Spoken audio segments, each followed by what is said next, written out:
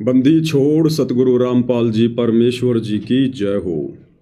परमपिता परमात्मा सारी सृष्टि के रचनहार, कुल मालिक, असंख्य ब्रह्मांडों के स्वामी, जगत गुरु, तीनों लोकों में प्रवेश करके सबका धारण पोषण करने वाले राजाधिराज, आत्माधार, नाथों के नाथ, देवों के देव महादेव, सर्वेश्वर महेश्वर, मृत्युंजय, अजरो अमर, आदि अनादि सनातनी प्रभु, जगत पिता जगदीश्वर, श्री श्री 1008 की उपाधि के वास्तविक अधिकारी, अकाल मूरत सौद स्वरूपी राम वासुदेव, सर्वगतम ब्रह्म, परम पूज्य, प्रथम पूज्य, परम संत, परम पुरुष, परम धनी, परम दयालु, सत्य कबीर, हक्का कबीर, अल्लाहु कबीर, अल्लाहु अकबर, बाखबर, अल्लाह ताला, जगत के तारणहार, जगत के मुक्तिदाता, जगत के जगन्नाथ, हारे के सहारे, हिंदुओं के राम, मुसलमानों के अल्लाह, सिखों के वाहिगुरु, ईसाइयों के मसीह, दया के सागर दयानिधि, करुणा के सागर करुणानिधि, स्वयंभू परिभू, संकट मोचन, कष्ट हरण, मंगल कारण, दुख भंजन, अविगत कबीर, निर्विकार निर्विषम परमात्मा, अलय अलेख सतगुरु, आदि अनादि सतगुरु,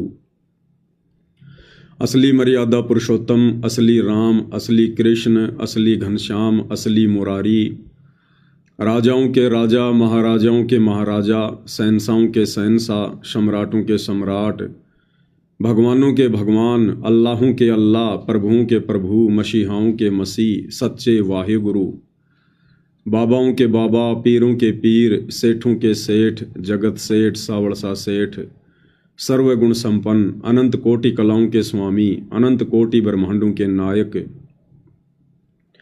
योगियों में महायोगी, ध्यानियों में महाध्यानी, सिद्धों में परम सिद्ध, ज्ञानियों में तत्वज्ञानी, ब्रह्मज्ञानी, महाज्ञानी, परम ज्ञानी, सर्वश्रेष्ठ ज्ञानी, विज्ञानी, युवा कबीर, समर्थ कबीर, असमवात, अमित ओजा, सच्चे रहनुमा, करीम अल्लाह, सुभान अल्लाह, दुनिया के अंतिम पैगंबर, 8 सितंबर 1951 से गांव धनाना, जिला सोनीपत, हरियाणा, भारतवर्ष की पावन भूमि पे प्रकट रियल कल्कि भगवान श्री नारायण साकार हरि, श्री बाबा साहेब, नूर अनंत परमात्मा, सच्चे दरवेश, सच्चे बाखबर, संत श्रोमणी सतगुरु रामपाल जी परमेश्वर जी के चरण कमल में साध संगति से जुड़े हुए देश विदेश से आप और हम सभी सत्सेवक भाई बहनों का अनंत कोटि दंडवत प्रणाम।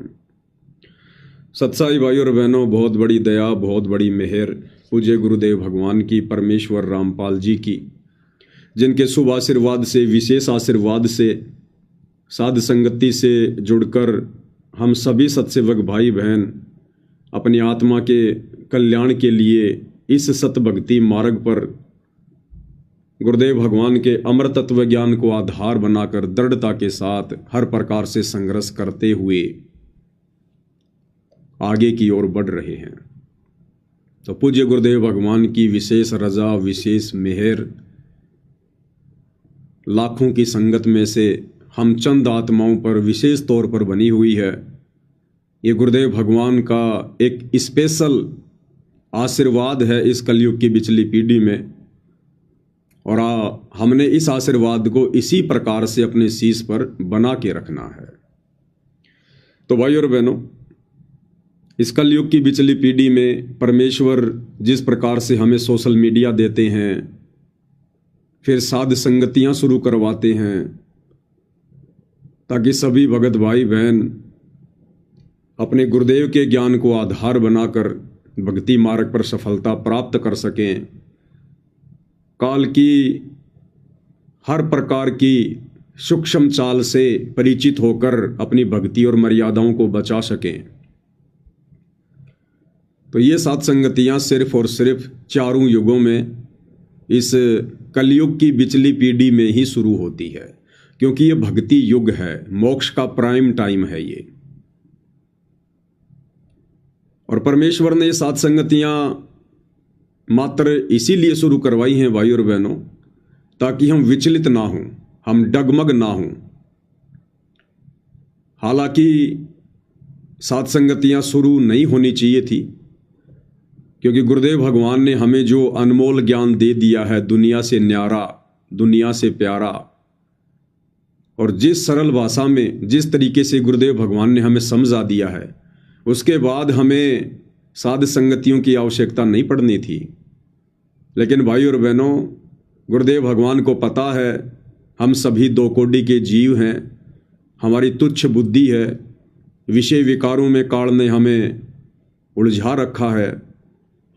हम गुरुदेव भगवान के उन संकेतों को, उन सत्संगों में कही गई गूढ़ बातों को इतनी आसानी से नहीं पकड़ पाएंगे, नहीं समझ पाएंगे, और खुलकर गुरुदेव भगवान कह नहीं पाएंगे, क्योंकि काल के साथ उनका एग्रीमेंट है कि आप जबरदस्ती मत करना। जो आपके ज्ञान को समझे आप उन्हीं को सतलोक लेकर जाना। तो गुरुदेव भगवान ने खुलकर अपने विषय में ज़्यादा कुछ बताया नहीं, संकेतों में कहकर या लिखकर पुस्तकों में छोड़ दिया। तो गुरुदेव भगवान को पता है कि हम सभी दो कोटि के जीव हैं और हमारी इतनी औकात नहीं है कि उस परमेश्वर के संकेतों को हम पकड़ सकें। ये चारों वेद भाई और बहनों, ये परमेश्वर का ज्ञान है। गीता जी का ज्ञान भी कबीर भगवान का ही ज्ञान है। ये सत्सेवक भाई बहनों को तो धीरे धीरे सब समझ में आ रहा है। तो सोचिए भाई और बहनों, ये संस्कृत के प्रकांड ज्ञाता विद्वान मनु जैसे, वेद व्यास जैसे, वशिष्ठ और विश्वामित्र जैसे, चुणक जैसे, कपिल ऋषि जैसे, ये लोग भाई और बहनों इन वेदों में लिखे गए परमेश्वर के संकेतों को नहीं समझ पाए, गीता जी में लिखे परमेश्वर के संकेतों को नहीं समझ पाए। तो भला भाई और बहनों, आप और हम दो कोटि के कलयुगी जीवों की फिर क्या औकात कि वेदों और गीता जी से भी ज्यादा गूढ़ रहस्य युक्त पूज्य गुरुदेव भगवान के इन सत्संगों में छुपे हुए संकेतों को हम समझ सकें। तो ये दया भी फिर परमात्मा ही करते हैं। परमेश्वर हमारा ज्ञान योग खोलते हैं, हमें सद्बुद्धि देते हैं, हमारी जर लग चुकी बुद्धि को परमेश्वर साफ करते हैं। और ये साध संगति के टुकड़े गुरुदेव भगवान हम भगत भाई बहनों की झोली में डाल देते हैं, जैसे कुत्ते को रोटी का टुकड़ा डाला जाता है। क्योंकि परमात्मा ने हमें सतलोक लेकर जाना है। वे तो सतलोक के राजा हैं, शहंशाह हैं, उनका तो एक पैर सतलोक में, दूसरा पृथ्वी लोक पर। वो तो 1 सेकंड में आते हैं, 1 सेकंड में जाते हैं, वो किसी के बंधन में नहीं है, वो तो बेपरवाह अबंध परमात्मा है। लेकिन हमारी भक्ति ज्यादा से ज्यादा कैसे बने, कैसे भक्ति धन जमा हो, इसके लिए परमेश्वर भक्ति के साथ साथ ये साध संगति रूपी एक छोटा सा रोटी का टुकड़ा भी हमें डाल देते हैं, ताकि इस साध संगति के बहाने हम गुरुदेव भगवान की महिमा करके, उनकी सेवा करके, और सभी भगत भाई बहन मिलजुल के ज्ञान आधार से चर्चा करके और बुराइयों से दूर हो सकें, काल की सूक्ष्म चाल से परिचित हो सकें और अपनी भक्ति को मर्यादाओं में रह के कर सकें।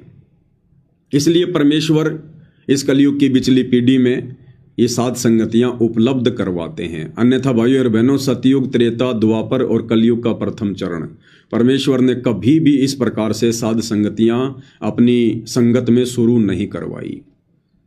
वो बेचारे साध संगति कहाँ से करते, उनको तो ज्ञान भी अच्छे से समझ में नहीं आया। उनको तो सत्संग भी साल 6 महीने में कभी कभार जब परमात्मा उस क्षेत्र में जाया करते थे तब उनको सुनने को मिला करते थे। तो बेचारे वो कहाँ से साध संगति कर लेते। तो ये दया परमेश्वर ने आज बख्शी है, क्योंकि आज ये मोक्ष का बिल्कुल पीक टाइम आ चुका है, सीजन आ चुका है, और कोई कमी परमेश्वर अपनी तरफ से नहीं छोड़ेंगे। इसलिए परमेश्वर ने आप और हम दो कोटि के जीवों के ऊपर ये दया बख्शी है, हल्का सा ज्ञान योग खोला है। परमेश्वर हमें सत्य प्रेरणा करते हैं, जिस आधार से हम भक्ति मार्ग पर 2 कदम आगे बढ़ रहे हैं। अब परमेश्वर की तो प्रोसीजर ये है भाई और बहनों, जो आपने अभी तक सुन ली, ज्ञान आधार। और काल की क्या प्रोसीजर है? काल जमा करेगा भीड़, अज्ञानी, लूले, लंगड़े, बहरे, ज्ञानहीन काल इस प्रकार के लोगों को परमेश्वर रामपाल जी के सत भक्ति मार्ग में ज़्यादा से ज़्यादा एंट्री दिलवाने का प्रयास करेगा, ताकि 650 साल पहले की तरह एक मूर्खों का टोल खड़ा हो जाए, जिनकी ना कोई मर्यादा हो, ना जिनका कोई ढंग का आचरण हो, गधे और घोड़े सब मिक्स हो जाएं। तो काल ये कोशिश करेगा, क्योंकि वर्तमान समय में काल पूरी ताकत लगा रहा है, सामने वो प्रकट हो नहीं सकता, उसकी मजबूरी है अपने वास्तविक रूप में। इसके लिए उसने बहुत समय पहले से ही सतगुरु रामपाल जी के इर्द गिर्द उनके परिवार के रूप में, उनके रिश्तेदारों के रूप में, बड़े बड़े परम भक्तों के रूप में, पुराने भक्तों के रूप में अपने एजेंट, अपने दूत पहले ही संगत में भेज दिए हैं। जिस प्रकार 650 साल पहले परमात्मा ने जब कमाल को जीवित किया, उसको अपने बेटे की तरह अपने पास में रखा, उसको शिक्षा दी, दीक्षा दी, उसको प्यार दिया, उसको भगत बनाना चाहा, लेकिन अंत में वो परमात्मा का विरोधी बन गया। परमेश्वर की आत्माओं को तोड़ने का उसने कार्य किया। आज गुरुदेव भगवान कह रहे हैं कि वो गुरुद्रोही हो गया था, गुरुद्रोही। तो 650 साल पहले भी काल ने कमाल के रूप में अपना दूत कबीर परमात्मा की झोपड़ी में भेज दिया, उनके पास में भेज दिया। तो भाई और बहनों, वर्तमान में काल कैसे चुपचाप सारा तमाशा देखता रहेगा, इसलिए वो भरकर प्रयास कर रहा है, भरकस कोशिश कर रहा है। और ऐसे ही काल प्रेरित लोगों के मनमाने आचरण के कारण, उनकी नासमझी के कारण ये बरवाला कांड जैसी घटना घटित हुई। और उन्हीं लोगों के कारण 2014 बरवाला कांड के बाद से वर्तमान 2025 तक लगभग 90% संगत मर्यादाओं से दूर हो चुकी है। तो काल भाई और बहनों इस प्रकार से ज्ञान में अज्ञान फैलाता है, पाखंड फैलाता है, परमेश्वर के मार्ग को धूमिल करने का प्रयास करता है, और कर भी रहा है।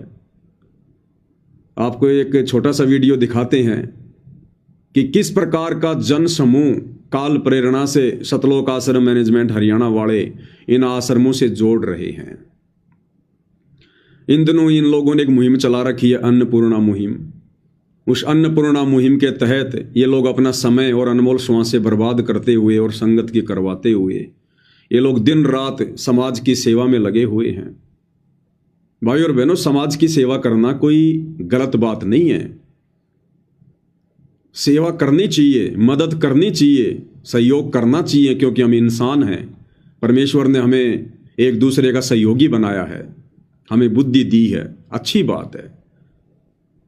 लेकिन ये सेवा, ये मदद, ये सहयोग कबीर परमात्मा की सत भक्ति मिलने के बाद में हमने कैसे करनी चाहिए, कब करनी चाहिए और नहीं करनी चाहिए तो क्यों नहीं करनी चाहिए, इसके पीछे बहुत सारी धाराएं लग जाती हैं भाई और बहनों।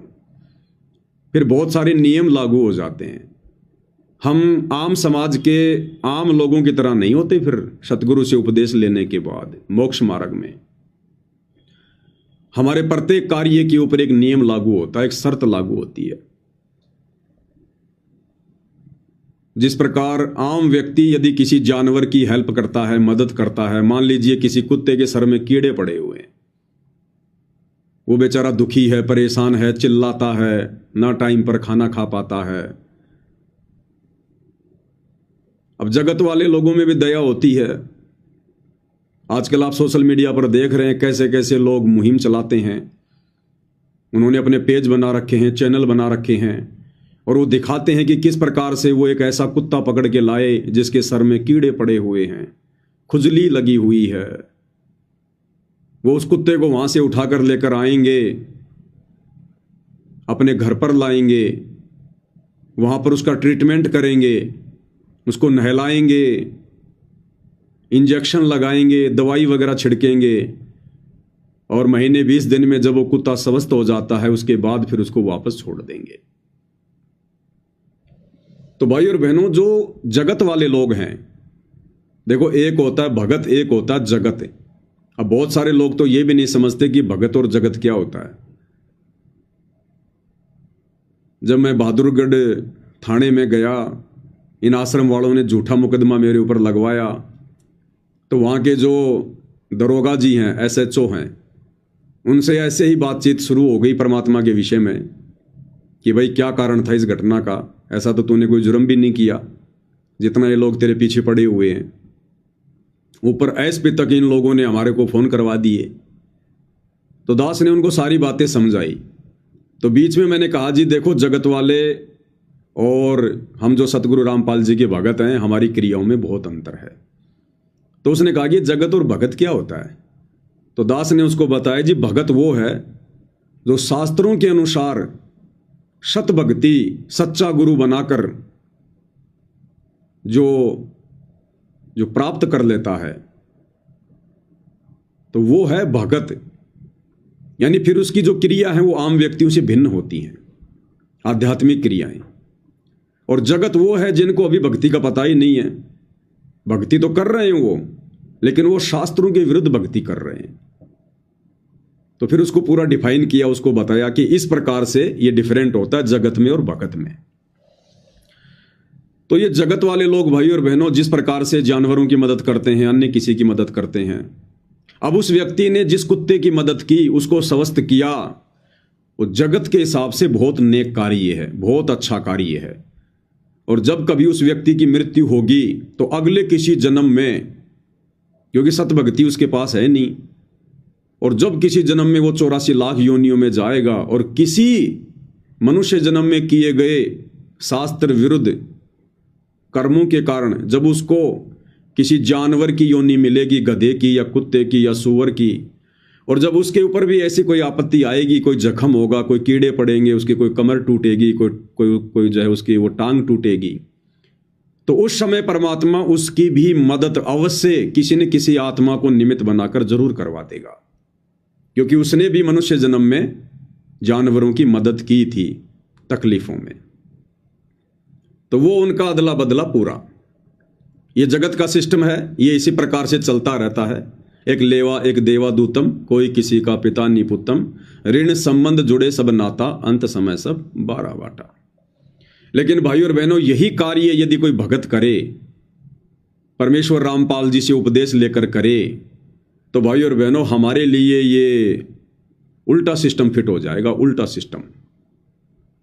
सिस्टम, क्योंकि हमारे ऊपर मर्यादा और नियम लागू हैं। अब हम PhD कर रहे हैं, हम जगत वाले नहीं हैं, हम भगत हैं। हमें परमात्मा ने कर्म और धर्म की जानकारी बता दी कि किस प्रकार से ये जीव काल के षड्यंत्र में फंसा हुआ है, कर्मों के बंधन में बंधा हुआ है। और यदि हमने किसी के कर्मों में फेर बदल करने की कुचेष्टा की, तो हम केवल अपनी भक्ति को गंवाएंगे, केवल अपनी भक्ति को। जिस प्रकार राजा जनक ने उन 12 करोड़ आत्माओं की चीख सुनकर, उनके दर्द को सुनकर, और उसने वहीं पर विमान रुकवा दिया। कहानी का आप सबको पता है। फिर धर्मराय आया, उसने कहा कि आप चलिए, आपके लिए स्वर्ग में स्थान है। ये लोग तो अपना कर्म भोग रहे हैं जो नरक में सड़ रहे हैं।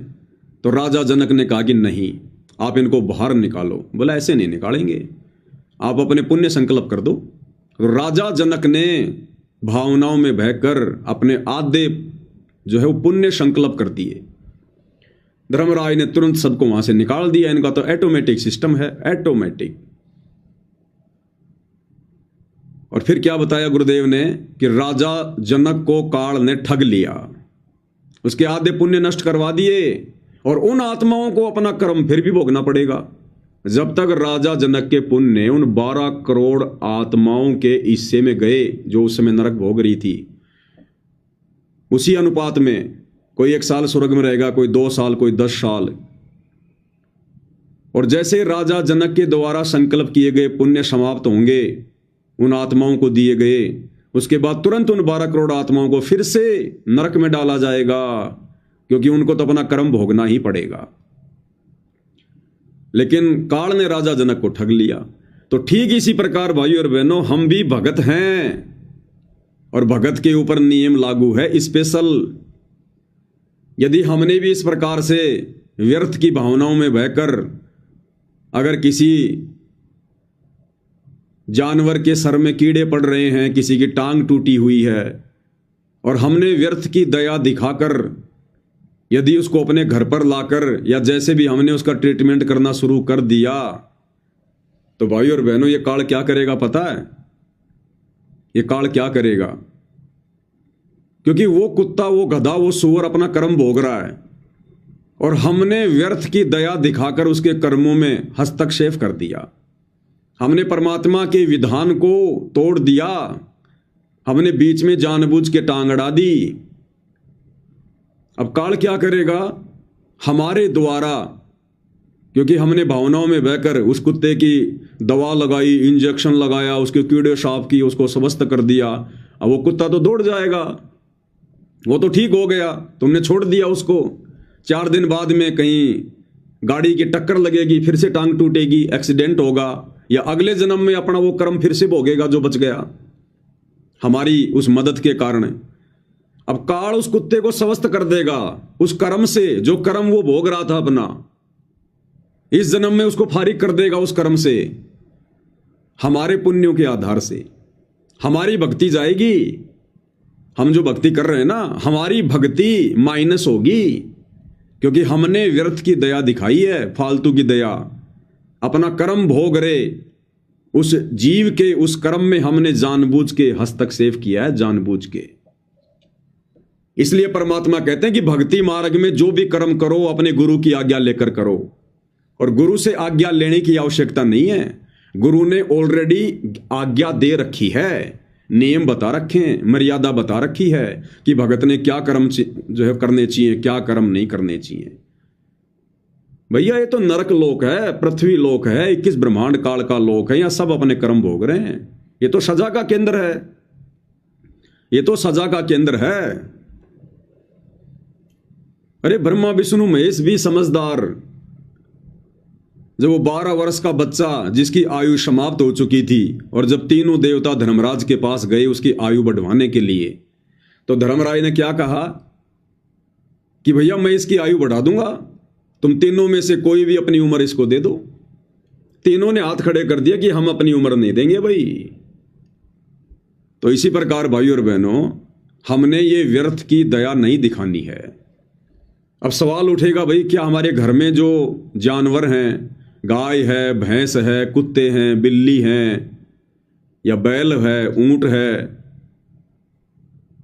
क्योंकि बहुत सारे भगत गांव में रहते हैं, वो किसान है, भाई अगर हमारे उन मवेशियों के साथ, जानवरों के साथ यदि ऐसी कोई नौबत आ गई, तो क्या हम उनकी भी मदद नहीं करेंगे? अवश्य करनी पड़ेगी। क्यों करनी पड़ेगी? क्योंकि वो हमारे अधीन है, वो हमारे अधीन हैं, हम उनसे कार्य ले रहे हैं, वो हमारे पालतू हैं, हम उनको चारा खिलाते हैं, वो हमें दूध देते हैं। और ये कुत्ता बिल्ली भाई और बहनों हमने नहीं पालने हैं, ध्यान रखना। ये कुत्ते और बिल्लियां अब हमने नहीं पालने हैं, ये भक्ति के विरुद्ध हैं, ये आपको डिस्टर्ब भी करेंगे, आरती के समय भौंकेंगे, मंत्र करते समय भौंकेंगे, और वैसे भी ये मांसाहारी जानवरों की श्रेणी में आते हैं। कुत्ते और बिल्ली ये मांसाहारी जानवर हैं। भले कोई शाकाहारी जानवर है, हमने खाली शौक किया उसको नहीं पालना है, हमने उसको शौकिया नहीं पालना है। कल को आप सत्संगों में जाओगे, उसको कहां छोड़ के जाओगे? और वो आपको फायदा क्या दे रहा है? आप ये सोचोगे साहब मैंने कुत्ता इसलिए पाला, ये मेरी रखवाली करेगा, तो फिर भगवान क्या करेगा? अरे आप जो भक्ति कर रहे हो, फिर भगवान क्या करेगा? गुरु जी कह रहे हैं कि परमात्मा रखवाली करेगा भक्तों की, जो भक्ति करेगा, मर्यादा में रहेगा। कुत्ते रखवाली करेंगे क्या हमारी? जब हम ये सतभक्ति करेंगे तो गुरुदेव भगवान कहते हैं कि ब्रह्मा विष्णु महेश भी तुम्हारे सिक्योरिटी गार्ड बन के रहेंगे। Security guard. बताओ भाई और बहनों, फिर हमने ये जानवर पालने की क्या आवश्यकता पड़ गई? फिर हमने जानवर पालने की क्या आवश्यकता पड़ गई? जब कबीर भगवान सतगुरु रामपाल जी के बच्चों की सेवा में जो मर्यादा में रहकर भक्ति करेंगे, परमात्मा देवी देवताओं की ड्यूटी लगाते हैं, देवी देवताओं की, कि कोई भी काल की जो नकारात्मक शक्तियां हैं, कोई भूत है, प्रेत है, बेताल है, ये भक्तों को दुखी ना कर दें, परेशान ना कर दें। परमात्मा स्पेशल ड्यूटी लगाता है अपने भक्तों के दरवाजे पर, इन देवी देवताओं की। फिर हमने कुत्ते पालने की क्या आवश्यकता भाई, बिल्ली पालने की क्या आवश्यकता? बिल्ली का कौन सा दूध निकालोगे तुम? बिल्ली कौन सा तुम्हारे घर की रखवाली करेगी? वो तोता कौन सा दूध देगा भाई? तो ये शौकियां हैं, और हमने अब ये शौक अपने पूरे नहीं करने, हम अपने शौक शतलोक में पूरे करेंगे सारे। तो भक्तों ने कुत्ते बिल्ली या ये जो पक्षी वगैरह होते हैं ये बिल्कुल भी नहीं पालने चाहिए भाई और बहनों। जिन्होंने पाल रखे हैं अब छोड़ते समय बड़ा दर्द होगा, क्योंकि उनमें मोह ममता जागृत हो गई, अपनत्व जागृत हो गया। तो यदि किसी ने पाल रखा है तो हमने ऐसे उसको छोड़ना भी नहीं है, वरना उसका भी फिर हमें पाप लगेगा, क्योंकि वो बेचारा आपके अधीन हो चुका है। आप उस कुत्ते को छोड़ दोगे, गांव के कुत्ते उसको शाम पहले फाड़ देंगे। तो जो आफत मोल ले ली है, अब परमात्मा से प्रार्थना करो कि परमेश्वर आगे से हम ऐसा कोई भी कार्य नहीं करेंगे जो भक्ति में बाधक हो। और ये जो आत्मा परमेश्वर जो घर में आ चुकी है, ये परमेश्वर इसके लिए हम माफ़ी चाहते हैं। और जब इसका समय पूरा हो जाएगा परमेश्वर, हम इसको जैसे भी है, मतलब जब उसकी मृत्यु हो जाएगी तब उसको हम बाहर फेंक देंगे। और आगे से परमेश्वर हम ऐसी किसी भी गलती का आपको मौका नहीं देंगे। और जो हमारे खुद के जो जानवर हैं, जो घरेलू जानवर है, गाय है, भैंस है, ऊंट हैं, बैल हैं, जिनसे हम कार्य लेते हैं, दूध निकालते हैं, तो उनको यदि कोई प्रॉब्लम हो जाती है तो भाई और बहनों हमने उनका डॉक्टर से भी इलाज करवाना है। और यदि घर पर रहकर हम उनका इलाज कर सकते हैं तो हमने उनका जो है वो करना चाहिए, क्योंकि वो हमारे अधीन है, अधीन है वो हमारे। बाकी ये फालतू की दया धर्म हमने नहीं दिखानी है जगत वालों की तरह। तो इन चीज़ों का हमने विशेष तौर पर ध्यान रखना है। तो ठीक इसी प्रकार भाई और बहनों वर्तमान में इन सतलोक आश्रम वालों ने ज्ञान आधार से हटकर काल प्रेरणा से, क्योंकि काल तो कर्म फुड़वाएगा, और इन्होंने जो ये अन्नपूर्णा मुहिम चला रखी है ना, गरीबों के मकान बनाना, गरीबों के घरों में राशन डालना, ये मुहिम भी भाई और बहनों भक्ति विनाशक है, भक्ति विनाशक है। अब ये ज्यादातर उन लोगों के मकान बना रहे हैं, उन लोगों के घरों में राशन दे रहे हैं जो लोग भक्ति से दूर हैं, अनुपदेशी हैं। अब भाई और बहनों उस कुत्ते की तरह वो व्यक्ति भी जो गरीब है, निर्धन है, जिसके पास मकान नहीं है या मकान है तो टूटा फूटा है, अरे वो भी तो अपने कर्म भोग रहे हैं, वो भी तो अपने अपने किसी पिछले उस कर्म का भोग रहे हैं। और यदि हम जबरदस्ती हस्तक्षेप करेंगे, उसके उन कर्मों में रोड़ा अटकाएंगे जो कर्म काल ने लगा रखे हैं, और यदि हम रोड़ा अटकाएंगे तो काल तो सीधा सीधा कहेगा भगवान से कि देख लो जी, आपका और मेरा एग्रीमेंट था कि जबरदस्ती ना करना, और ये आपके भगत देख लो ये क्या कर रहे हैं, मेरे द्वारा लगाए गए जो कर्म हैं इन जीवों के ऊपर, ये देखो आपके भगत क्या कर रहे हैं, मेरे विधान में हस्तक्षेप क्यों कर रहे हैं भगवान, आपका और मेरा तो एग्रीमेंट हुआ है, क्या आपने अपने भक्तों को शिक्षा नहीं दी क्या? तो गुरुदेव कहेंगे भाई शिक्षा तो मैंने दी थी राजा जनक का उदाहरण देकर कि हमने फालतू का दया धर्म भी नहीं दिखाना जो भक्ति में विनाशक हो, बाधक हो। तो परमात्मा क्या कहेगा उस समय काल को? तो ये जो व्यर्थ में लोगों के कर्मों में हस्तक्षेप कर रहे हैं, जिन लोगों के पास आज रहने को मकान नहीं है या टूटी फूटी झोपड़ी है, समय पर खाने को अन्न नहीं है, क्यों नहीं है भाई? बाकी लोग क्यों खा रहे हैं समय पर? हम भक्तों को क्यों मिल रहा है समय पर और उनको क्यों नहीं मिल रहा? वो भी तो इंसान है। उन्होंने किसी जन्म में लोगों के मुंह से निवाला छीना था, वो लोगों को दुखी किया करते थे, परेशान किया करते थे, बेवजह लोगों के साथ मारपीट किया करते थे, लोगों का मर्डर किया करते थे। तो आज वो निर्धन लोग जो निर्धन दिखाई दे रहे हैं हमें, वो अपने उन पिछले उन कर्मों का भोग रहे हैं। तो हम भगत कौन होते? तो भाई और बहनों हम कौन होते हैं? हस्तक्षेप करने वाले उन लोगों के पूर्व जन्म के उन कर्मों में, जिन कर्मों का भोग वर्तमान में वो भोग रहे हैं। हस्तक्षेप वो करे जो सतगुरु रामपाल जी का भगत नहीं है, जो काल के विधान के अंतर्गत शास्त्र विरुद्ध साधना कर रहा है। जैसे बहुत सारे समाज सेवी लोग हैं बहुत सारे लोगों ने ये चैरिटियां खोल रखी हैं, वो दान करते हैं, कंबल बांटते हैं, लोगों को साइकिल देते हैं, रिक्शा देते हैं। तो ये उन लोगों का काम है। अरे हमें तो मोक्ष प्राप्त करना है, हमने तो बहुत सोच समझ के काल के विधान से बच के आगे चलना है। तो ये वर्तमान में अन्नपूर्णा मुहिम जो शुरू कर रखी है, ये परमेश्वर रामपाल जी की मुहिम नहीं है, ये उनके ज्ञान आधार से कहीं भी उचित नहीं है। ये जबरदस्ती लोगों को जा जाके जो राहत दे रहे हैं और सोच रहे हैं कि हमारे को पुण्य मिलेगा, पुण्य मिलेगा। और इन शतलोक आश्रमों में भी ये लोग फिर वीडियो बना बना के बैकग्राउंड में फिल्मी गाने लगा लगा के, तुम 1 रुपया दोगे वो लाख रुपया देगा। भक्तों को भी ये प्रेरित कर रहे हैं, वीडियो बना बना के भक्तों को भी प्रेरित कर रहे हैं कि भक्तों देखो हम कैसे अन्नपूर्णा मुहिम के तहत लोगों की मदद कर रहे हैं, लाखों के मकान बना रहे हैं, हजारों का राशन दे रहे हैं, और फिल्मी गाने चलाते तुम 1 रुपया दोगे वो लाख रुपया देगा। मदद करो गरीबों की। संगत को भी लपेटे में ले रहे हैं ये लोग इस अन्नपूर्णा मुहिम के तहत। भाई और बहनों, ये भक्ति मार्ग है, इसलिए गुरुदेव कहते हैं काल कसाई तक तक मारे पग पग पे यो बाणा। ये ऐसी सूक्ष्म चाल चलता है, भगत समझ ही नहीं पाता। भगत सोचता हम तो उनकी भलाई कर रहे हैं। भैया ये काल का लोक है, यहां कहां भलाई करनी है। हम पहले अपनी भलाई तो करवा लें, भक्ति करके यहां से बाहर निकल जाएं, उसी में हमारी भलाई है। सबसे बड़ी भलाई ये है कि हम अपना आत्म कल्याण करवा लें। खुद तो मर्यादा में हो नहीं, दूसरों की भलाई का ठेका ले रहे हो। तो भाई और बहनों, हमने इस प्रकार की व्यर्थ की किसी की मदद, किसी का सहयोग नहीं करना है। या सब अपने कर्मों को भोग रहे हैं और हमने यदि बीच में टांग अड़ा दी तो ये काल फिर हमारी भक्ति नष्ट करवाएगा। हमारे पुण्यों से, हमारी भक्ति कमाई से उस आत्मा के खाते में बैलेंस डाला जाएगा और राजा जनक की तरह फिर हम पुण्यहीन होंगे, भक्तिहीन होंगे। इसलिए गुरुदेव भगवान कहते हैं कि भगत ने व्यर्थ की दया धर्म भी नहीं दिखानी है जो भक्ति बाधक है। इसलिए परमात्मा ने ये सत्संगतियां शुरू करवाई है। भाई और बहनों, इस 2 कोड़ी के कुत्ते को परमात्मा प्रेरणा करते हैं। निदास के आसपास भी नहीं होती ये बातें, आसपास भी,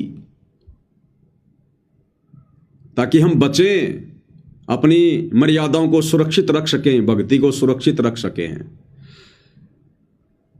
और उसके बाद क्या है फिर ये कहेंगे जी आपका मकान बन गया, आपके घर में राशन भी आ गया, हमने आपके बच्चों की फीस भी भर दी, उनको कॉपी किताब भी दिला दी, उनकी ड्रेस भी सिलवा दी, आपके घर में हमने अलमारी भी ला के रख दी, गैस सिलेंडर भी ला के रख दिया। यानी पूरा का पूरा दहेज हमने आपको दे दिया। अब आप हमारे गुरु जी से नाम कब ले रहे हो? फिर गांव का पानी निकालेंगे। देखो जी गांव वालों, हमने आपके गांव का पानी निकाला।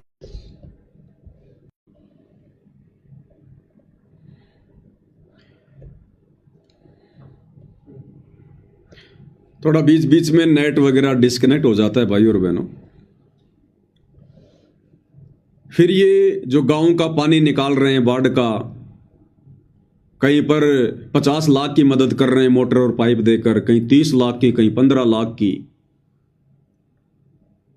फिर उस गांव का पानी निकलने के बाद में गांव वालों से कहेंगे जी आप कब नाम ले रहे हो हमारे गुरुजी से? अब भाई और बहनों, ये है जबरदस्ती लोगों को भगत बनाना, परमात्मा के विधान को तोड़कर लोगों को भगत बनाना। जैसे पूज्य गुरुदेव भगवान का विधान क्या था? पूज्य गुरुदेव भगवान ने बताया कि अगर इस आश्रम की तरफ आपने आना है तो हमने पुस्तकें लिखकर दे रखी हैं। पहले भक्ति सौदागर को संदेश थी, फिर उसी का दूसरा विकल्प ज्ञान गंगा बना दिया गया। तो गुरुदेव भगवान कह रहे हैं कि हमने पुस्तकें बनाकर दे रखी हैं, और पुस्तक खोलते ही सबसे पहले नियम है, नियम कि अगर आपने ये भक्ति लेनी है, उपदेश लेना है, तो ये नियम आपने आजीवन फॉलो करने पड़ेंगे। अगर आप इन नियमों से सहमत हैं कि हाँ जी हम सारे नियम निभाएंगे, तो गुरुदेव ने बताया आश्रम की तरफ अपने कदम रखना, अन्यथा और ज्ञान सुनो अच्छे से और पुस्तकें पढ़ो। तो गुरुदेव भगवान के तो है भक्तों को जोड़ने की प्रोसीजर, ये ज्ञान समझाकर। क्या कह रहे हैं परमात्मा, थोड़ा ध्यान से सुनिए। कहते नकबे सर नकबा बनी पैर थी हार हमेल, 1-1 लाख के गहने पैरा करती, आज वो सुंदरी से कुतिया बनी देख साहिब के खेल। तो पुण्यात्मा ये इन बातों से डर लगना चाहिए। इन बातों से डर लगने लगेगा, मालिक में रुचि बनेगी और भजन करने को दिल करेगा। और ये लोग दिखावा जो ड्रामा है, नाचा कूदी, ये बकवाद मन में आवे को नहीं, ये कहने की आवश्यकता नहीं पड़ा। दास ने कैसा मत करियो, हाँ कहना तो पड़ता है एक बार बालक को, कुछ दिनों के बाद फिर आपकी रुचि ना बढ़े। इतना तो इस दास को विश्वास हो गया है कि परमात्मा के बच्चे भगवान को पहचानने लग गए, क्योंकि अब शिक्षित समाज है। आपको नाम दिया जाता है, नाम देने से पहले सब नियमों से परिचित कराया जाता है। और हमने ये पुस्तक बनाई है भक्ति सौदागर को संदेश, इसके प्रथम अध्याय में ही हमने नियमों का पूरा विस्तार से विवरण दिया है कि कोई भी पुण्यात्मा इस आश्रम की तरफ आएगा तो पहले तैयार होकर आवे। पहले क्या होता था कि भक्तजन समझाते थे नाम ले लो तुम्हारा कल्याण हो जाएगा, बड़े सुख होते हैं, यहाँ आ जाते थे उपदेश लेने। और यहाँ आकर के हम फिर उनको लिस्ट दिखाते थे, ये नियम निभाने हैं, तो बात जाते थे ना हमारा तो ये नियम नहीं नंबर, क्योंकि वो उल्टे रंग में रंगे हुए वो सारे। तो अब उनको पहले ये लिख कर दे दिए कि तुम तैयार होकर आ जाना, तुम्हारा मन मानने तो आना, क्योंकि कल्याण होगा इस मर्यादा में रहने से। तो अब ये दास देख रहा है कि अब कितना डर लगता है बहन बेटी भाइयों को, बच्चों को। तो गुरुदेव भगवान ने तो ये प्रोसीजर बताई भगत बनाने की, लोगों को सतगुरु से जोड़ने की। और सतलोक आश्रम मैनेजमेंट हरियाणा वाले, इनकी क्या प्रोसीजर है भाई और बहनों? जबरदस्ती लोगों के उन कर्मों में हस्तक्षेप करके और आश्रमों में भीड़ इकट्ठा करने की। अब इस प्रकार के लोग जो इनके एहसानों के नीचे आ जाते हैं। अब आपने जिसका 10 लाख का मकान बना दिया, जिसके घर में आपने 5,000 का राशन डाल दिया, और उसको कहोगे जी हमारे गुरु जी से नाम लोगे, तो वो मना करेगा आपको। वो ये कहेगा हाँ जी जरूर नाम लेंगे, जरूर नाम लेंगे, हम लेगा वो। लेकिन क्या उसने ज्ञान समझा? और ऐसे लोग फिर उपदेश लेकर फिर क्या करेंगे? कितने दिन रुकेंगे? वो आएगा अकेला, और जब जाएगा तो 4 को साथ में लेके जाएगा, और सारी बकवाद करेगा। वो उपदेश भी ले लेगा और फिर बकवाद भी सारी करेगा और लोगों को बिगाड़ेगा। लोग कहेंगे भाई देखो ना संत रामपाल जी के भगत तो गहने भी पहनते हैं, चूड़ियां भी पहनती है माता बहनें, हार श्रृंगार भी करती हैं, टिक्की बिंदी भी लगाती हैं। तो सब फिर वैसा ही करने लग जाएंगे देखा देखी में। एक छोटा सा वीडियो दास आपको दिखाना चाहेगा। इन्होंने हरियाणा के गांव का बाढ़ का पानी निकाला, और बाढ़ का पानी निकालने के बाद में उस गांव का कोई एक युवक है, वो वीडियो बना बना के डाल रहा है फेसबुक पर, उसका कोई पेज है, वो वीडियो बना बना के डाल रहा है। और क्या कह रहा है कि भाई हमारे लिए तो संत रामपाल जी महाराज भगवान बन के आए हैं, भगवान बन के। हमारी मदद किसी ने नहीं की, ना मंदिर वालों ने, ना दूसरे बाबाओं ने। संत रामपाल जी ने हमारी मुसीबत में मदद की, हमारे खेत का पानी निकाला, हमारी फसल को बचाया। भाई हमारे लिए तो भगवान आ रहे हैं, भगवान। और लास्ट में जब इंटरव्यू लेने वाले व्यक्ति ने कहा भाई फिर नाम वगैरह लेने की क्या सलाह है, तो कह रहे भाई ना तो मैंने नाम लिया और ना मैं नाम लेंदा, कि ना तो अभी तक मैंने नाम लिया है और ना भाई मैं संत रामपाल जी से नाम लूंगा। और व्यर्थ के उपदेश दे रहा है कि संत रामपाल जी भगवान आए हुए हैं, भगवान आए हुए हैं। पहले आप उनका ये वीडियो सुनिए भाई और बहनों। भाई संत साहेब रामपाल जी महाराज संत साहेब भगवान है भाई, मारा नाम का दोष है। कोई गुंडा को से कोई आतंकवादी को, हमने से गुंडा इसा आतंकवादी की जरूरत है ना, कि हमने से देशभक्त हैं जो हमारा काम में नहीं आवा। जितनी गुंडा बताओ हो, जितनी तम देशद्रोही बताओ हो, वही हमारा नाम का हकीकत में इस टाइम भगवान है। श्रम ने उसा देशद्रोही था शिक्षा लेनी चाहिए। रामपाल जी महाराज था जितनी काम गला जरा पानी चढ़िया 20-20 लाख 25-25-30 लाख का सामान दिया, 55 मोटर 30,000 फुट पाइप देने का काम करे तो 100 रामपाल है और श्रम आनी चाहिए उन मंदिर वाले पुजारिया ना।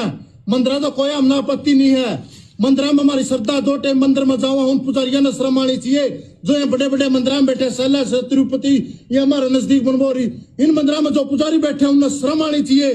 करोड़ों रुपया का एक एक महीने का चंदा और वहाँ देख देख ले दाम देवा है और वहाँ गोजी मंगालना है और मुसीबत जब किसान पावा है और वो आपकी गोज भरने का काम करे, बिल्कुल भी किसान की मदद नहीं करने का काम करे। दूध जो काम कर रहे हैं भाई इस टाइम इस एरिया में रामपाल जी महाराज कर रहे हैं, जमा करो इस बात पर भाई हमने शर्मिंदगी भी महसूस हुआ, हमें गाड़ी दिया करते हैं राज मारे काम आया। नाम नूम लेने की सलाह कर ली गई? बिल्कुल भी नहीं, नाम ना लिया ना लेंदा। अच्छा, नाम नूम लेने की सलाह कर ली गई? बिल्कुल भी नहीं, नाम ना लिया ना लेंदा। अच्छा, नाम नूम लेने की सलाह कर ली गई? बिल्कुल भी नहीं, नाम ना लिया ना लेंदा। अच्छा, जो अच्छा करेगा उसका प्रचार कराएंगे, उसका गला खड़े होवांगे। अब बताओ भाई और बहनों, कह रहा है ना तो नाम लिया और ना मैं नाम लेंदा, यानी ना मैं नाम लूंगा, जो अच्छा काम करेगा हम तो उसका प्रचार करेंगे। तो इस प्रकार के भगत ये काल सतलोक आश्रम वालों के माध्यम से जोड़ना चाहता है, जिनको ना कोई ज्ञान ना कोई मर्यादाओं की जानकारी, केवल अपने स्वार्थ के लिए संत रामपाल जी को कह रहे हैं कि भगवान आया हुआ है, भगवान आया हुआ है। अरे भाई आज तक 30 साल हो गए, संत रामपाल जी के 90% भगत ही नहीं जान पाए, नहीं पहचान पाए कि संत रामपाल जी भगवान आए हुए हैं। इस भाई को कैसे एक ही दिन में पता चल गया कि संत रामपाल जी भगवान आए हुए हैं? तो ये ज्ञान नहीं बोल रहा, ये इस गांव का स्वार्थ बोल रहा है। अगर इस गांव की बाढ़ का पानी संत रामपाल जी के इन सतलोक आश्रम वालों ने मदद करके ना निकाला होता, और यदि बाबा राम रहीम के भक्तों ने निकाल दिया होता, अगर बाबा राम रहीम के मैनेजमेंट ने इनको ये 5 मोटर और 10-20 हजार फुट पाइप दे दिए होते, तो आज ये भाई इसी प्रकार से वीडियो बना के बाबा राम रहीम की महिमा करता कि भाई बाबा राम रहीम ने चाहे कोई बलात्कारी को चाहे कोई गुंडा को मारे लेखे तो वो भगवान है, भगवान जिसने हमारे गांव का पानी निकाल दिया। तो भाई और बहनों, हमने इस प्रकार की वीडियो देखकर जो अपने स्वार्थों के लिए बनाए जाते हैं, भावनाओं में बहकर बनाए जाते हैं, हमने इस प्रकार के वीडियो देखकर विचलित नहीं होना चाहिए। और ना सतगुरु रामपाल जी भगवान इस प्रकार के जो प्रचारक हैं, जो ना उनसे उपदेश प्राप्त किए हैं, ना उनके ज्ञान को सुनते हैं, इस प्रकार के लोगों को अपना प्रचारक संत रामपाल जी नहीं बनाते। और ना सतगुरु रामपाल जी को इस प्रकार की झूठी महिमा की आवश्यकता है। वो महिमा का भूखा नहीं है कि लोग उनको भगवान कहें। अरे वो परमात्मा तो उस समय प्रसन्न होगा जब उनके भगत बनकर, उनको पहचान कर, हृदय से उनको भगवान कहें। और कहने से बात नहीं बनेगी। जैसे इन आश्रमों में जयकारे लगते हैं, संत रामपाल जी भगवान की जय। अरे भगवान जैसी भक्ति क्रिया करो, उनके साथ भगवान जैसा व्यवहार करो। अरे भगवान की आरती उतारी जाती है, ये आश्रम वाले आरती उतारते हैं क्या? अरे भगवान को भोग लगाया जाता है, ये आश्रम वाले सदगुरु रामपाल जी को भोग लगाते हैं क्या? तो परमेश्वर झूठी महिमा नहीं चाहता। तो ये इस प्रकार की भीड़, ये काल बली इन आश्रम वालों के माध्यम से इन आश्रमों में इकट्ठा करना चाहता है, इकट्ठा। अरे परमात्मा तो भीड़ की छटनी कर रहे हैं और ये जबरदस्ती भीड़ लेके आ रहे हैं। अरे इस प्रकार के भगत नहीं चाहिए गुरुदेव को। कहता ना तो नाम लिया और ना मैं नाम लेंदा, लेकिन संत रामपाल जी भगवान आए हुए हैं। अरे जब पता चल गया भाई आपको कि भगवान है और फिर भी नाम नहीं ले रहा, तो फिर भगवान कैसे झूठी महिमा को स्वीकार करेगा? अब जैसे कोई व्यक्ति किसी को बता दे कि भाई ये मिठाई है और इस मिठाई की ये गुण हैं, और बहुत सारे लोग इकट्ठा होकर मिठाई खा रहे हैं और कह रहे हैं वाह आनंद आ गया, क्या मीठा है, वाह वाह वाह। और इस जैसा भाई देख रहा है, सुन रहा है, और वो फिर वीडियो बना बना के कहे कि भाई देखो मिठाई ऐसी होती है, मिठाई ये है, मिठाई खाने से आनंद आता है। और इंटरव्यू लेने वाला कहे कि भाई फिर आपके क्या विचार हैं मिठाई खाने को लेकर?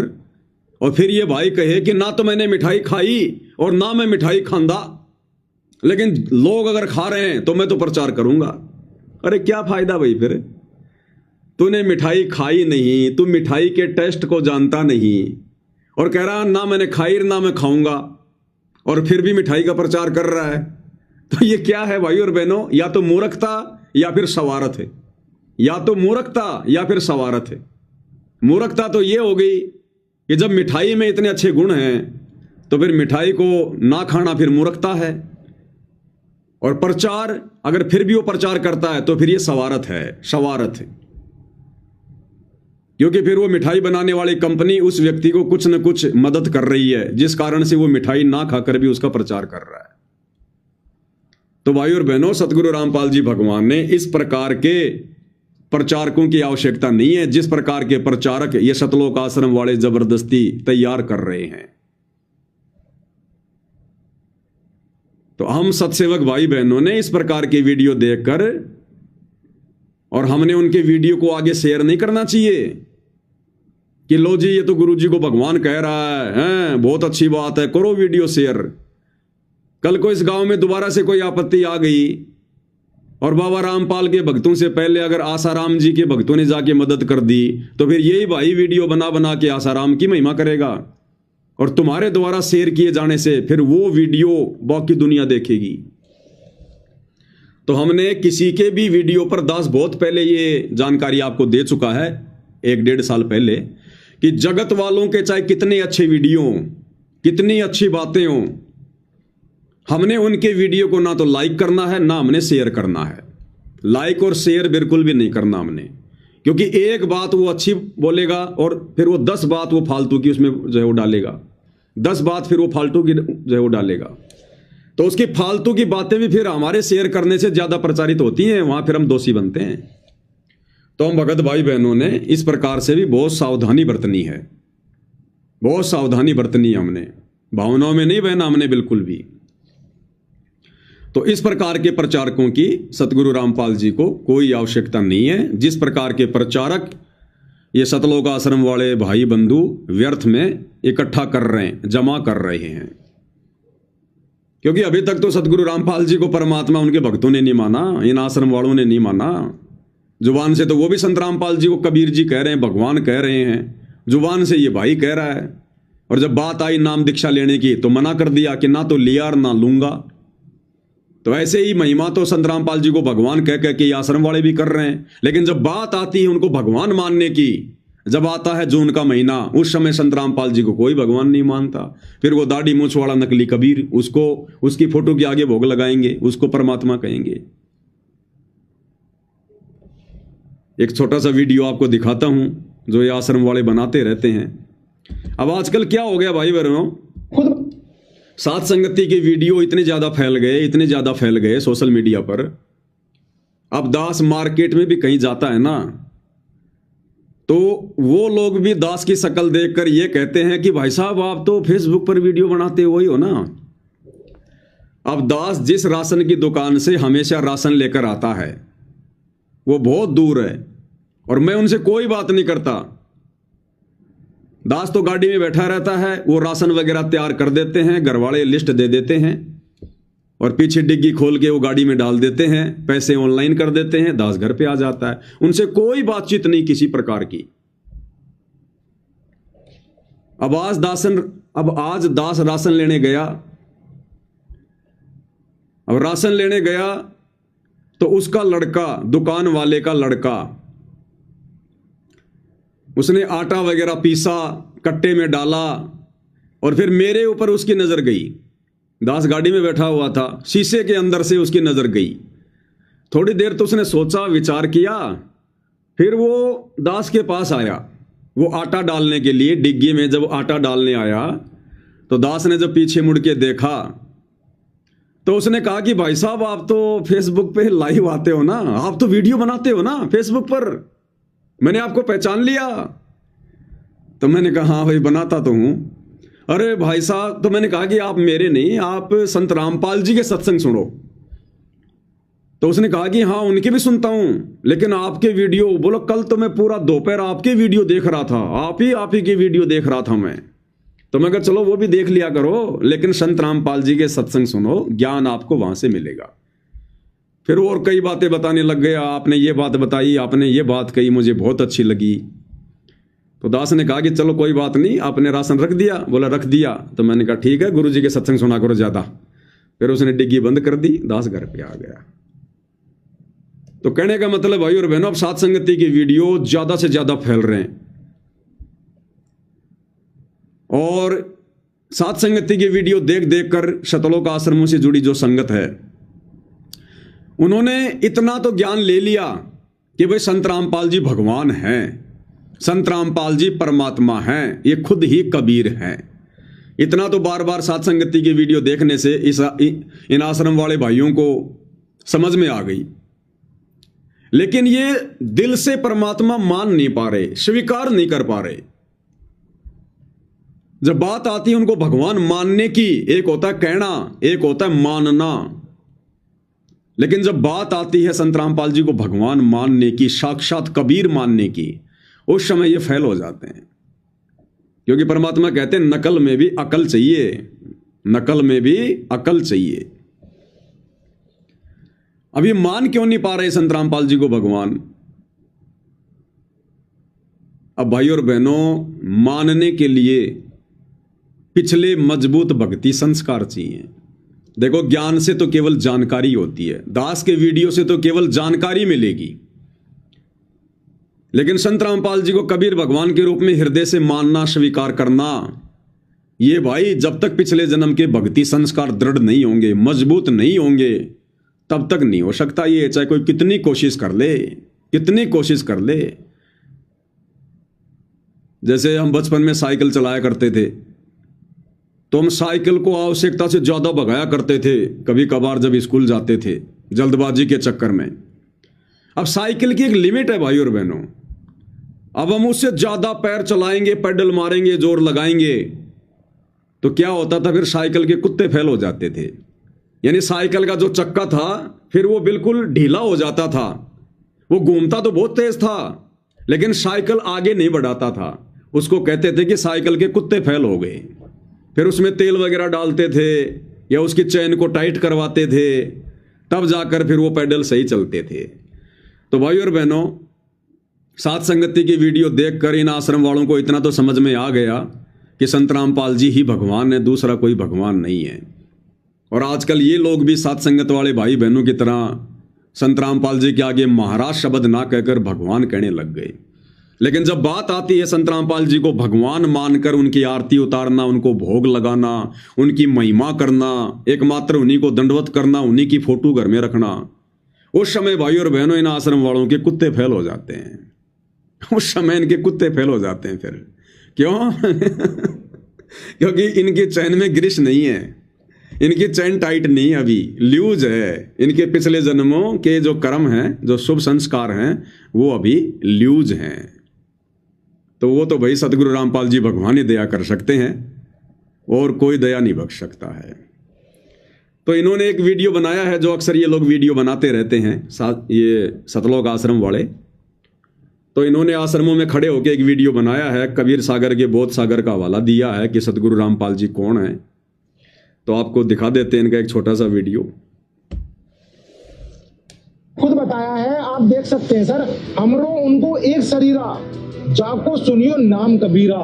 628 वर्ष पूर्व कबीर साहब ने अपने शिष्य को पहले ही बता दिया था उस संत के विषय में। हमरो उनको एक शरीरा, जाको सुनियो नाम कबीरा। परमात्मा कबीर साहिब जी और संत रामपाल जी महाराज में कोई अंतर नहीं है, और उनका नाम कबीर होगा। संत रामपाल जी महाराज को 1997 में परम अक्षर ब्रह्म कबीर साहिब जी आकर मिले थे, और उस वीडियो के अंदर वही चीज दर्शाई गई है। हमरा उनका एक शरीरा, जाको सुनियो नाम कबीरा।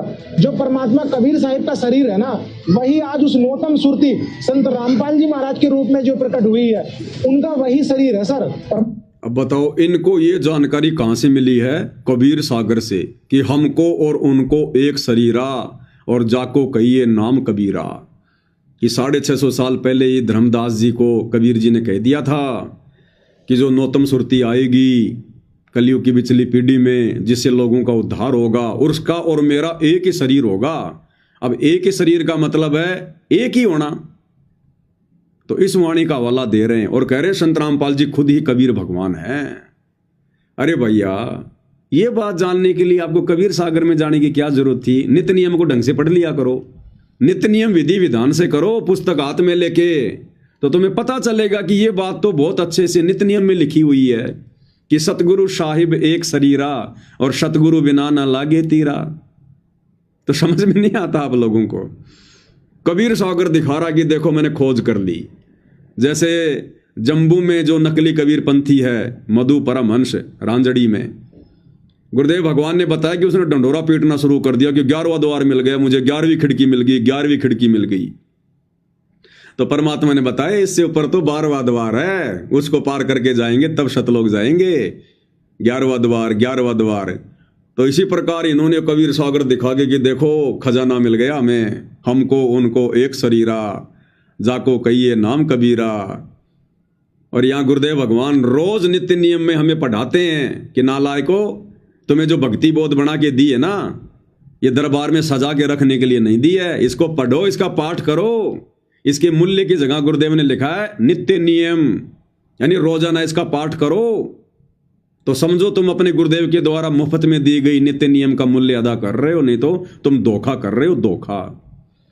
तो अगर ये सतलोक वाले भाई बहन, सतलोक आश्रम वाले अगर नित्य नियम को ढंग से कर लें, जैसे हम सत्सेवक भाई बहन कर रहे हैं, पुस्तक हाथ में लेके पाठ कर रहे हैं उसका, तो इनको कबीर सागर में देखकर आश्चर्यचकित होने की आवश्यकता नहीं थी कि हमरो और उनको एक शरीरा, ताको कहिए नाम कबीरा। गुरुदेव ने नित्य नियम में साफ साफ लिखा हुआ है कि सतगुरु साहिब एक शरीरा और सतगुरु बिना न लागे तीरा।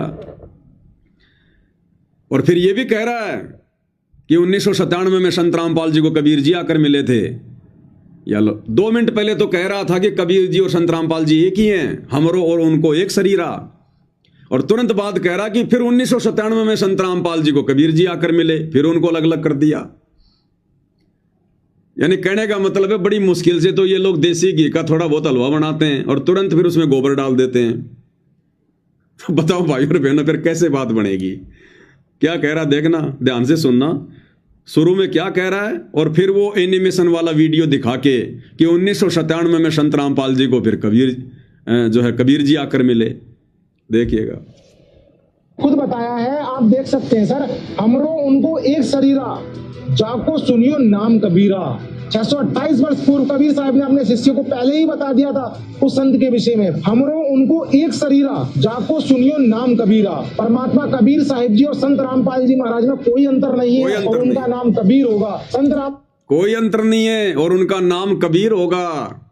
यानी संत रामपाल जी में और कबीर जी में कोई अंतर नहीं होगा और उनका नाम क्या होगा? कबीर।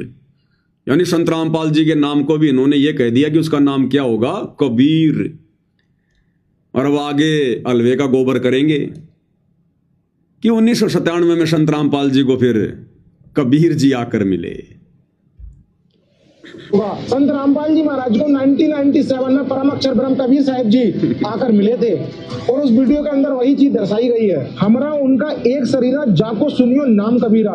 जो परमात्मा कबीर साहिब का शरीर है ना, वही आज उस नौतम सुरती संत रामपाल जी महाराज के रूप में जो प्रकट हुई है, उनका वही शरीर है सर। परमात्मा कबीर साहिब जी नौतम सुरती के रूप में इस संसार में अवतार लेंगे और संत रामपाल जी महाराज के रूप में वो आ चुके हैं। और परमात्मा ने पहले ही बोल दिया था 5 अरूज 500 जब कलयुग बीत जाए, महापुरुष फरमान जग तारन को आए। कबीर साहब ने पहले ही बता दिया था 5505 वर्ष व्यतीत होने पर परमात्मा खुद आएंगे और 1997 में 5505 वर्ष व्यतीत हो चुके हैं। कबीर साहब जी संत रामपाल जी महाराज जी के रूप में इस पृथ्वी पर आ चुके हैं सर।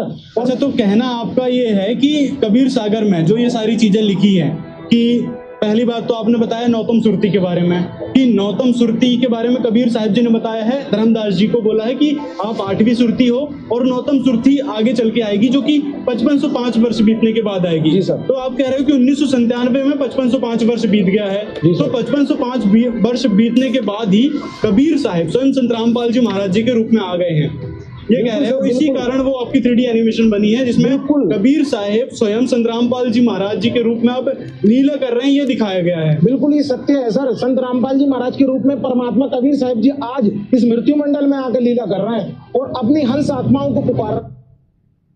सुन लिया भाई और बहनों, कितना गजब का ज्ञान दे रहे हैं ये आश्रम वाले, कितना गजब का ज्ञान दे रहे हैं। कि संत रामपाल जी के रूप में कबीर जी स्वयं आ चुके हैं, धरती पर प्रकट हो चुके हैं और अपना ज्ञान दे रहे हैं। अब इन भाइयों से कोई पूछे, अगर तुम्हें इतना विश्वास है, इतनी दृढ़ता है, इतना ज्ञान हो गया कि कबीर जी वर्तमान में संत रामपाल जी के रूप में 1997 से धरती पर आ चुके हैं। 1997 से पहले तो ये आश्रम वाले संत रामपाल जी को कबीर जी नहीं मानते, उनको जन्म लिया हुआ मानुष मानते हैं। कि 1997 में कबीर जी सतलोक से चलकर संत रामपाल जी को मिले, संत रामपाल जी को सतलोक भेज दिया और संत रामपाल जी के रूप में खुद कबीर जी धरती पर हैं आज। तो भाइयों, अगर इतना विश्वास है, इतनी दृढ़ता है तुम्हें, क्योंकि दृढ़ता उसी को होगी जो दूसरों को समझाएगा। दूसरों को समझाने का मतलब है खुद पूरी तरीके से आश्वस्त है। तो जब तुम्हें इतना पक्का विश्वास है कि वर्तमान में धरती पर संत रामपाल जी नहीं बल्कि संत रामपाल जी के रूप में खुद कबीर भगवान है, अरे तो फिर दोगला आचरण क्यों? फिर उस कबीर की दाढ़ी मूंछ वाली नकली फोटो क्यों? फिर जून के महीने में उस नकली फोटो, दाढ़ी मूंछ वाले नकली कबीर का प्रकट दिवस क्यों? फिर तुम आश्रम वालों के गले के लॉकेट में वो दाढ़ी मूंछ वाले नकली कबीर की फोटो क्यों? फिर तुम सतगुरु रामपाल जी को ही कबीर भगवान मान के उनकी आरती क्यों नहीं उतारते? सतगुरु रामपाल जी को ही कबीर भगवान मान के उनको भोग क्यों नहीं लगाते? एकमात्र दंडवत सतगुरु रामपाल जी को ही क्यों नहीं करते? फिर क्यों तुम गरीबदास जी का बोध दिवस मनाते हो? क्यों जून के महीने में उस नकली फोटो को कबीर मानकर, दाढ़ी मूंछ वाली को, उसका प्रकट दिवस मनाते हो? क्यों फिर तुम 8 सितंबर को सतगुरु रामपाल जी को मानुष मानकर, जन्म लिया हुआ मानकर उनका जन्मदिन के बहाने अवतरण दिवस मनाते हो? अगर तुम्हें इतना दृढ़ विश्वास हो गया तो भाइयों और बहनों, केवल सात संगति की वीडियो देख देख कर इन भगत भाई बहनों को इतना तो पता चल गया कि धरती पर संत रामपाल जी के रूप में कबीर जी हैं। लेकिन अब ये मान नहीं पा रहे, हृदय से नहीं मान पा रहे। ज्ञान दे रहे हैं, दूसरों को समझा रहे हैं, लेकिन फिर भी उनको मानुष ही मान रहे हैं। अब जब समय आएगा संत रामपाल जी को भगवान मानने का, उस समय ये फेल हो जाते हैं। तो भाइयों और बहनों, जिस प्रकार से वो गांव वाला भाई, जहां उस गांव का पानी निकाला गया था, अभी आपने वीडियो देखा, जिस प्रकार से वो भाई संत रामपाल जी को भगवान बता रहा है कि भाई मारे कान्नी के तो संत रामपाल जी भगवान आ रहे हैं, हमारी किसी ने मदद नहीं करी, संत रामपाल जी ने मदद की, हमारे लिए तो भगवान है, ये भगवान आ रहे हैं, भगवान है। और जब इंटरव्यू लेने वाले ने कहा कि फिर नाम का क्या विचार है, तो अगर ना तो नाम लिया और ना मैं नाम लेंदा। तो इसी प्रकार ये भाई बहन आश्रम में खड़े होकर वीडियो तो बना रहे हैं कि संत रामपाल जी भगवान हैं, धरती पर आ चुके हैं, और जब आता है जून का महीना फिर कहते हैं संत रामपाल जी भगवान नहीं है, भगवान तो दाढ़ी मूंछ वाला कबीर है। तो बताओ फिर उन जगत वालों में और इन सतलोक आश्रम वालों में क्या अंतर है भाई और बहनों? वो जगत वाला फिर भी ठीक है क्योंकि उसको ज्ञान नहीं, इसलिए कह रहा है वो। अरे ये लोग तो ना जाने कब से जुड़े हुए हैं सतगुरु रामपाल जी से, कितने सत्संग सुन लिए इन्होंने, नाम उपदेश ले लिया, इतना सुमरण करते होंगे, सुमरण का भी कोई असर नहीं हो रहा। ये सुमरण तो दिमाग के बंद दरवाजे को खोल देता है, जड़ को हटा देता है, इनकी जड़ अभी तक नहीं हटी है।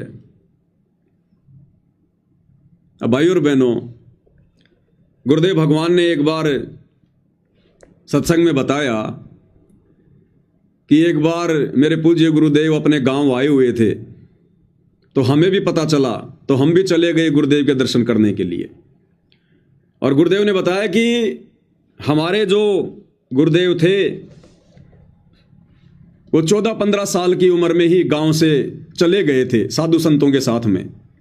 उनको उनके जो भाई और भाभी थे वो उनको दुखी किया करते थे, और वो खेतों में, जंगल में, बणी में गाय भैंस लेकर जाते थे उनको चराने के लिए। तो वहीं उनको साधु मिल गए और उन्होंने अपना जो दुख था वो रोया उनके आगे कि महाराज जी, मेरे माता पिता तो हैं नहीं, भाई और भाभी है, वो मुझे टाइम पर खाना भी नहीं देते, और आप तो मेरे को ले चलो, मैं तो बहुत दुखी हो गया। तो उन साधुओं को दया आई और उनके साथ में आदरणीय राम देवानंद जी चल दिए। अब लगभग 80 साल के बाद में दोबारा से वो अपने गांव गए, 80 साल बाद। और गुरुदेव भगवान ने बताया कि पीछे से उनको मरा हुआ जानकर, क्योंकि वो अपने कपड़े निकालकर और कोई जानवर मरा हुआ था उसकी हड्डियां थी उनके ऊपर डाल दिए। जो गांव वालों ने जब उसको ढूंढा तो पता चला कि भाई इसको तो किसी जानवर ने खा लिया। तो ये सोचकर उन हड्डियों को उठा के, जानवरों की हड्डियों को उठा के, और आदरणीय राम देवानंद जी समझकर उनका अंतिम संस्कार कर दिया था बचपन में ही। और उसके बाद से इन पंडितों ने, इन ब्राह्मणों ने श्राद्ध निकलवाने शुरू कर दिए, 500 कपड़े रखवाने शुरू कर दिए 80 साल से। तो जब गुरुदेव भगवान गए उस गांव में, और जब उस गांव वालों को पता चला कि ऐसे ऐसे, क्योंकि उनके बचपन के नाम कुछ और था, तो जब गांव वालों को पता चला कि ऐसे ऐसे जो बचपन में हम लोग सोच रहे थे कि वो मर गया, वो 80 साल बाद गांव में आ रहा है, पूरा गांव देखने आ गया। अब सतगुरु रामपाल जी ने उनकी भाभी से बातचीत की और कहा, उनकी भाभी थी या उनके छोटे भाई की शायद बहू थी, उससे बातचीत करी और कहा कि अब तो इनके श्राद्ध निकालना छोड़ दो, अब तो कम से कम इनके श्राद्ध निकालना छोड़ दो। अब तो ये तुम्हारे सामने खड़े जीवित, ये तो दुनिया का उद्धार कर रहे हैं और तुम इनके श्राद्ध निकाल रहे हो इनको मरा हुआ जानकर। तो अब तो कम से कम इनके श्राद्ध निकालना छोड़ दो, तुम्हारी आंखों के सामने खड़ा है। तो गुरुदेव ने बताया कि उसकी भाभी ने कहा, बोले ना, या तो पुरानी लाग से, इब के छुट्टे से, बोले तो पुरानी परंपरा है, 80 साल से निकालते आ रहे हैं, इब थोड़े छोड़ेंगे, आगे भी निकालेंगे इनके श्राद्ध। बोले तो पुरानी लाग से, इब के छुट्टे से। तो गुरुदेव ने कहा कि फिर बाढ़ में जाओ, आंखों के सामने आदमी खड़ा है और फिर भी इसके श्राद्ध निकाले जा रहे हैं। अब बताओ ऐसे मोतियाबिंद के शिकार को कौन समझाए। तो ठीक यही हालत भाई और बहनों, आदरणीय राम देवानंद जी की भाभी जैसी हालत इन सतलोक आश्रम वालों की हो रही है। खुद ही कह रहे हैं वीडियो बना बना के कि वर्तमान में संत रामपाल जी के रूप में कबीर जी साक्षात धरती पर प्रकट हैं, और उसके बावजूद भी उनको मानुष माना जा रहा है और दाढ़ी मूंछ वाली नकली कबीर की फोटो को ही भगवान मान के और उसके श्राद्ध से निकाले जा रहे हैं, उसके श्राद्ध निकाले जा रहे हैं। जीवित संत को नहीं पूजा जा रहा। एक नकली फोटो जो ओरिजिनल फोटो भी नहीं है कबीर भगवान की, जब वो 650 साल पहले आए, और ओरिजिनल फोटो होती तो भी हमारा क्या भला कर देती। हमें तो वक्त गुरु पार करेगा, वक्त गुरु का स्वरूप हमारे पाप कर्मों को नाश करेगा, उनके दर्शन से हमारे पाप कर्म कटेंगे। तो ये खाली जुबान से संत रामपाल जी को भगवान कहते हैं, लेकिन ये अभी हृदय से मान नहीं पा रहे कि सतगुरु रामपाल जी ही भगवान हैं। तो ऐसे भाई और बहनों, अब इन लोगों को क्या कह सकते हैं, इनको क्या समझा सकते हैं। ऐसे लोगों के ऊपर तो पूज्य गुरुदेव भगवान ने एक शब्द बनाया हुआ है जो इन लोगों के ऊपर बिल्कुल फिट बैठता है। मन मान सरोवर नाण रे, जल के जंतु रे जल माही, आठों भगत बिहान रे।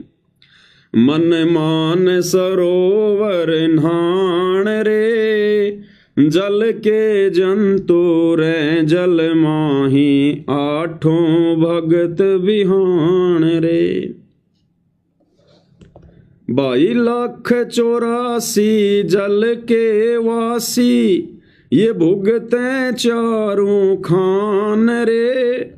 चेतन होक जड़ को पूज, ये गांठ बांध पाषाण रे।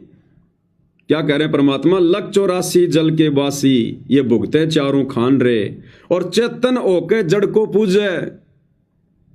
यानी इंसान खुद चेतन है, चल रहा है, फिर रहा है, बोल रहा है, और कहते हैं हे इंसान तू चेतन होकर, और एक जड़, एक मूर्ति, एक फोटो, उसको तू भगवान मान के पूज रहा है।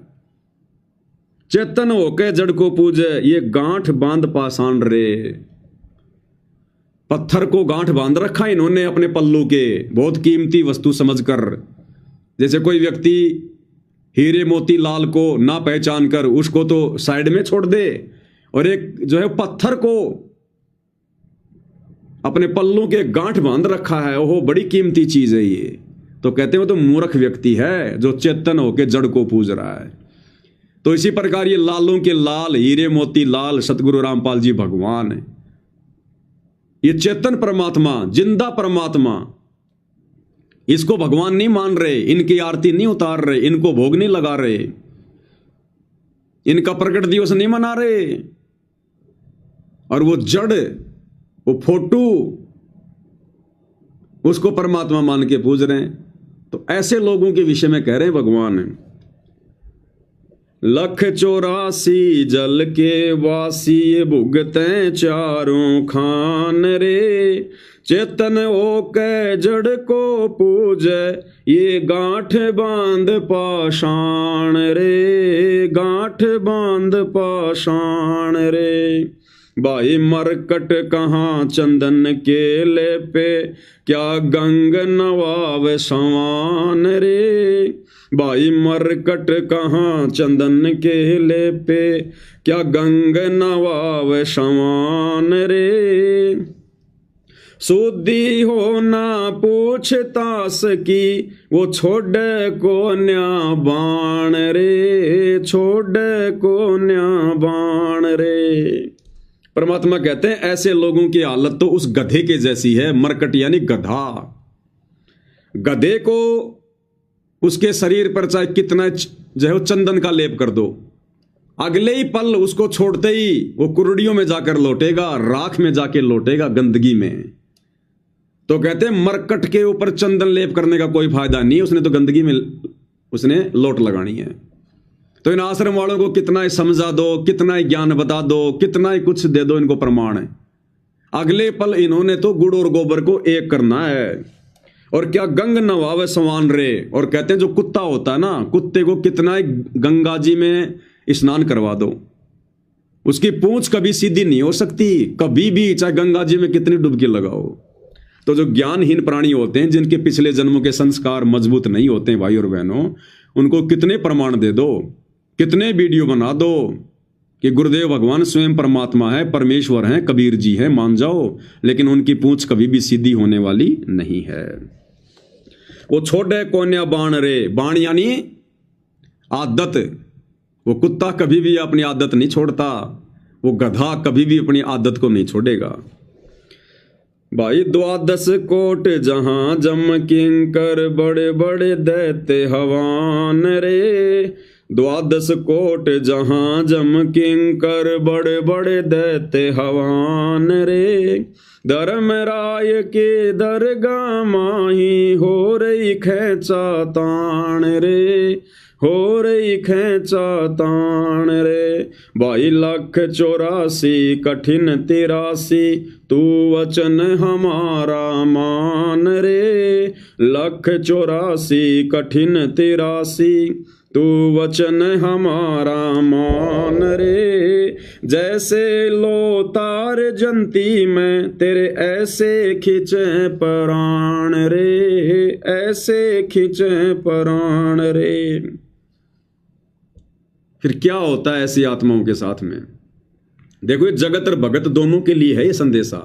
जगत वाले जो शास्त्र विरुद्ध साधना करते हैं, जो इन पत्थरों की पूजा करते हैं और परमात्मा को नहीं पहचानते, साधु संतों की शरण में नहीं आते, और संतों के शरण में आने के बाद, जैसे सतगुरु रामपाल जी की शरण में आने के बाद, तत्व ज्ञान लेने के बाद भी जो उन पत्थरों की पूजा करते हैं, पत्थरों को ही भगवान मानते हैं, ये फोटो और पत्थर, इसमें कोई अंतर नहीं है भाई और बहनों।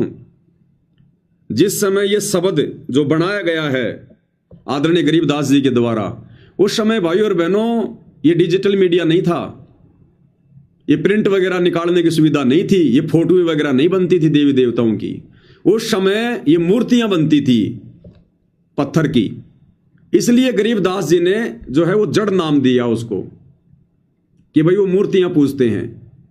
अब वर्तमान में कलयुग की पिछली पीढ़ी है, सोशल मीडिया है, वैज्ञानिक युग है। अब वर्तमान में उन देवी देवताओं की फोटोओं को जो है वो कागज के ऊपर प्रिंट कर दिया। तो चाहे वो पत्थर की मूर्ति पूजो और चाहे जो है वो कबीर जी की फोटो बना के पूजो, वो जड़ को पूजना है, जड़ को पूजना। इसलिए परमात्मा कह रहे हैं फिर उन प्राणियों के साथ में आने वाले समय में फिर क्या बनेगी, जो जड़ की पूजा कर रहे हैं, जो पत्थरों की पूजा कर रहे हैं, जो मुर्दों की पूजा कर रहे हैं। 12 कोट जम किंकर जहां बड़े बड़े दैत्य हवान रे, और धर्मराय की दरगाह माई हो रही खेचा तान रे। फिर ये होगा उनके साथ में वहां पर, क्योंकि मोक्ष तो फिर हो नहीं पाएगा ना। कितनी भक्ति कर लो, कितना ही दान कर लो, कितना ही कुछ कर लो, जब तक गुरु को हृदय से परमात्मा मानकर और परमात्मा वाली भक्ति क्रिया जब तक उनके साथ नहीं करोगे उनको प्रसन्न करने के लिए, तब तक भाई धर्मराय की दरगाह में इसी प्रकार से खेचातानी होती रहेगी। भाई लख 84 कठिन 83 तू वचन हमारा मान रहे। परमात्मा कह रहे मेरी बात को सत्य मान ले, नहीं तो लख 84 में जाएगा और फिर बहुत ज्यादा वहां पे जो है वो तुझे वो परेशानियों का सामना करना पड़ेगा। 83 यानी कष्ट। जैसे लो तार जंती में तेरे ऐसे खिंचे प्राण रे। जैसे लोहे को मशीन में डाल के और उसके बारीक बारीक जो तार बनाए जाते हैं उसको छिला जाता है, तो गोल गोल गोल गोल वो स्प्रिंग जैसा उसकी जो खाल होती है लोहे की, ऊपर की जो होती है परत, वो ऐसे जमा होती रहती है, उसको कहते हैं जंती। जैसे लो तार जंती में तेरे ऐसे खिंचे प्राण में। वो धर्मराय की दरगाह में यम के दूत गुरु को मानुष मानकर भक्ति करने वालों की फिर इस प्रकार से वो खाल उतारते हैं खींच खींच के, ऐसे उनको वो कष्ट देते हैं। भाई लख 84 मेट देते हैं शब्द हमारा मान रे। लख 84 मेट देते हैं तू शब्द हमारा मान रे। हरदम नाम जपो हर हीरा चलना आम दीवान रे, चलना आम दीवान रे। स्वर्ग रसातल ये लोक कुशातल रचे जमी आसमान रे। स्वर्ग रसातल ये लोक कुशातल रचे जमी आसमान रे। 14 तपक किए पल माही ये सरज शशि और भान रे। सिरज शशि और भान रे। भाई निर्गुण नूर जहूर जुहारम निरख परख परवान रे। निर्गुण नूर जहूर जुहारम निरख परख परवान रे। गरीबदास निज नाम निरंतर सतगुरुदेव दान रे। सतगुरुदेव दान रे। मन मान सरोवर नाण रे। जल के जंतु रे जल माही आठों भगत बिहान रे। आठों भगत बिहान रे। तो ये हाल है भाई और बहनों इन लोगों का। अब परमात्मा ने तो समझाने में अपने सत्संगों में भाई और बहनों कोई कसर नहीं छोड़ी। हिसार जेल में बैठकर भी गुरुदेव भगवान ने विशेष संदेश इतने प्यार से इतने अच्छे से खुलासा किया। गुरुदेव ने अपने विषय में भी खूब गुरुदेव भगवान ने संकेत कर दिए कि इस दास को पहचान लो, ये दास कौन है, नहीं तो ये काल तुम्हें खाएगा। तो इसी प्रकार भाई और बहनों जो रजा आज वर्तमान में हम सत्सेवक भाई बहनों पर हुई है वो अनमोल है। छप्पर फाड़ छप्पर फाड़। अब आज दास सोशल मीडिया पर देख रहा था, सतलोक आश्रमों से जुड़े किसी भगत ने एक पोस्ट की है और उस पोस्ट में उसने क्या बताया है कि भाई हिसार जेल से गुरुदेव भगवान का आदेश आया है और गुरुदेव भगवान ने संगत को क्या आदेश दिया है। ये कोई स्पिरिचुअल लीडर संत रामपाल जी ग्रुप है, गुरु जी का आदेश है। गुरुजी ने धनाना धाम में साफ साफ कहा है। साफ साफ कहने का मतलब बिल्कुल कड़े कड़े शब्दों में गुरुजी ने धनाना धाम में साफ साफ कहा है कि सत्संग और आरती के समय पर ऐसी कोई भी सेवा ना करो जिससे सत्संग में बाधा आए, चाहे वो वीडियो की एडिटिंग हो या हेडफोन वाली कोई सेवा हो। सत्संग और आरती के बीच में बातचीत करने वाला भी दोषी होता है। सत्संग और आरती तो एकदम एकाग्रचित से करनी चाहिए, और अगर बीच में कोई सेवा काम भी करो तो ऐसा करो जिसमें पूरा ध्यान या फिर अधिक से अधिक ध्यान सत्संग में लगा रहे और वो सेवा भी होती रहे। अब भाई और बहनों सोचिए, ये सतलोक आश्रम वाले भाई बहन भक्ति और भगवान से कितने दूर हो चुके हैं। जो ये कॉमन बातें, जो बातें गुरुदेव हमें नित्य नियम में रोजाना बताते हैं, रोज ये कॉमन बातें भी गुरुदेव भगवान को स्पेशल तौर पर इन आश्रम वालों को कहनी पड़ रही हैं। सोचिए ये लोग परमात्मा के सत्संगों से कितने दूर हो चुके हैं, ज्ञान आधार से कितने दूर हो चुके हैं कि गुरु को भी ये बात बोलनी पड़ रही है बार बार कि रे नालायकों, कम से कम सत्संग तो बैठ के सुन लिया करो, ध्यान से सुन लिया करो। अरे आरती के समय में तो इधर उधर मत भागो, क्योंकि भाई और बहनों दास आप जियों को बार बार वीडियो वगैरह भेजता रहता है, दिखाता रहता है कि किस प्रकार से इन सतलोक आश्रमों में गुरुदेव का लड़का वीरेंद्र और अन्य लोग आरती के समय और बाहर के लोगों को, नेताओं को, नकली बाबाओं को आश्रम विजिट करवाते हैं।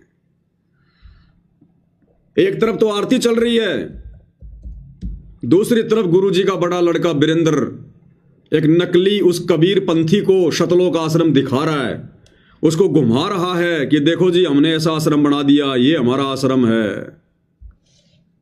दास ने कई बार वो वीडियो आप जियों को दिखाया है। सत्संग के समय दास ने आपको वीडियो दिखाया, ये सतलोक आश्रम वाले वीडियो बना बना के, और ये बता रहे कि हलवा कैसे बनाया जाता है, हलवे में चीनी कितनी डलती है, हलवे में चीनी कितनी डलती है, हलवे में मीठा कितना डलता है। आरती के समय, सत्संग के समय ये हलवा बनाते रहते हैं और वीडियो बनाते हैं, इसमें इतना घी डलेगा, इतनी शक्कर डलेगी, फिर इसको इतना रोड़ेंगे, फिर ये हलवा तैयार होगा, और उधर नित्य नियम चल रहा है। और गुरुदेव क्या कह रहे हैं कि सेवा भी अगर करनी है तो ऐसी सेवा करो जिस सेवा को करते करते भी सारा का सारा ध्यान तुम्हारा सत्संग में हो, आरती में हो। अब बताओ भाई और बहनों, इस प्रोसीजर से वर्तमान में भक्ति कौन कर रहा है? इस विधि से, जो विधि गुरुदेव भगवान बता रहे हैं, आदेश दे रहे हैं, अरे 30 साल सत्संग करने के बाद अगर गुरु ने संगत को यह बताना पड़ रहा है कि आरती ऐसे करनी चाहिए, सत्संग ऐसे सुनने चाहिए, तो धिक्कार है उस भगत की कॉमन सेंस को, धिक्कार है उस भगत को जिसने गुरु ने बेसिक बात भी जोर देकर समझानी पड़ रही है। अब सोचिए भाई और बहनों, गुरुदेव भगवान का छप्पर फाड़ा आशीर्वाद कहां है?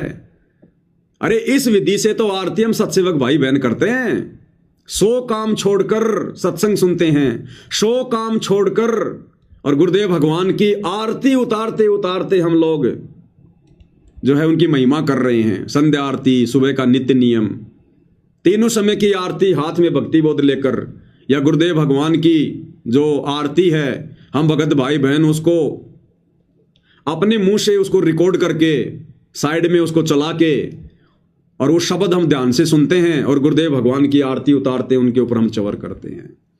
तो इस विधि से सत्संग कौन सुन रहा है?